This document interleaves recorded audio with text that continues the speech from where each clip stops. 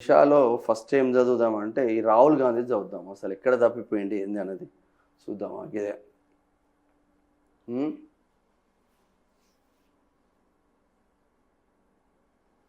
ఉమ్. Rahul missing, ఢిల్లీలో పోస్టర్ల కలకలం. ఏమంటున్నారు? గుమ్ సుధా నామ్ రాహుల్ గాంధీ అని రాసిండ్రు. 11 ఉందంట. ఈ బీజేపీలో పనేనే, పక్కా బీజేపీలో పనేది. ఎందుకంటే ఢిల్లీలో బీజేపీ ఉంది ఇప్పుడు ప్రజెంట్. 11 వచ్చిందారా? ఓకే, పక్కా బీజేపీలో పనేది. రాహుల్ గాంధీ కనిపించడం లేదు. నేను అనుకుంటున్నా మరి బీజేపీలో పని అని చూద్దాం. రాహుల్ గాంధీ కనిపించడం లేదు. ఢిల్లీలో వెలిసిన మిస్సింగ్ పోస్టర్లు. ఎల్ఓపి అంటే లీడర్ ఆఫ్ పర్యటన్ అంటూ బీజేపీ ఎద్దేవా. నేను చెప్పింది నిజమైంది. వార్త చూడలే వాస్తవంగా. కాంగ్రెస్ నాయకుడు, లోక్సభ ప్రతిపక్ష నేత రాహుల్ గాంధీ విదేశీ పర్యటనలపై బీజేపీ విమర్శలను మరింత తీవ్రం చేసింది. ఆయన విదేశాలకు వెళ్ళినట్లు వస్తున్న వార్తల నేపథ్యంలో జాతీయ రాజధాని ఢిల్లీలోను పలు ప్రాంతాలలో రాహుల్ గాంధీ కనిపించడం లేదు అంటూ ఇక్కడ చేస్తున్న వ్యాఖ్యలు మాత్రం ఉన్నాయని చెప్పుకోవచ్చు. మరి రాహుల్ గాంధీ కనిపించడమే లేదంట, కనిపించకుండా పోతూ ఉన్నాడు. రాహుల్ గాంధీ కనిపించకుండా పోతూ ఉన్నాడు. కనిపించడం లేదంటూ మిస్సింగ్ పోస్టర్లు వెలిసాయి. అయితే ఈ పోస్టర్లను ఎవరు అంటించారనే విషయంపై ఇంకా స్పష్టత రాలేదు.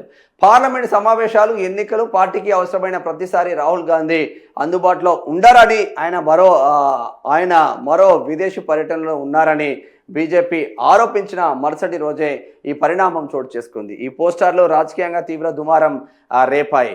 ఈ పరిణామంపై బీజేపీ జాతీయ అధికార ప్రతినిధి షహజాజ్ పూనావాలా ఎక్స్ వేదికగా స్పందిస్తూ Rahul Gandhi LOP leader of opposition కాదని, లీడర్ ఆఫ్ పర్యటన్ పార్టీలు చేసుకునే నాయకుడని విమర్శించారు. రాహుల్ గాంధీ ఎప్పుడు వినోదాలు, పర్యటనలు, ప్రయాణాలతోనే మునిగి తేలుతుంటారని అన్నారు. అందుకే ఆయన తన పదవి పేరును లీడర్ ఆఫ్ పర్యటన్ అండ్ పార్టీగా మార్చుకోవాలని ఎద్దవ చేసింది. పాపం రాహుల్ గాంధీ కన్యాకుమారి నుంచి కాశ్మీర్ వరకు కాలినడకన నడిస్తే గిదానే మీరు చెప్పేది. Modi work mode, Rahul vacation mode. ప్రధాని నరేంద్ర మోడీ పనితీరుతో కాంగ్రెస్ నాయకులను పోలుస్తూ పూనావాలా మరిన్ని విమర్శలు చేశారు.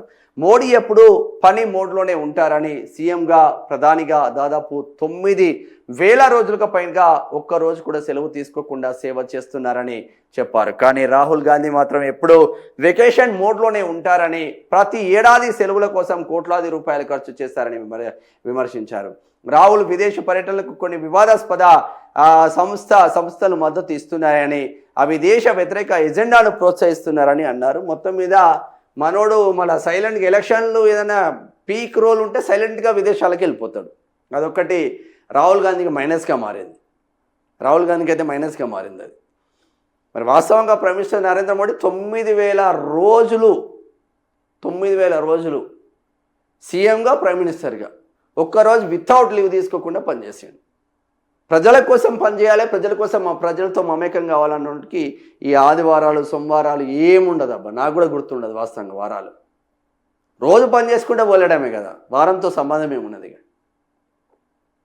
ఆదివారం వస్తే సెలవు, లేదంటే దీపావళి తర్వాత మనం వెకేషన్స్కి పోవాలి, ఇవన్నీ ఏముండవు కాబట్టి అట్లనే ఉంటుంది.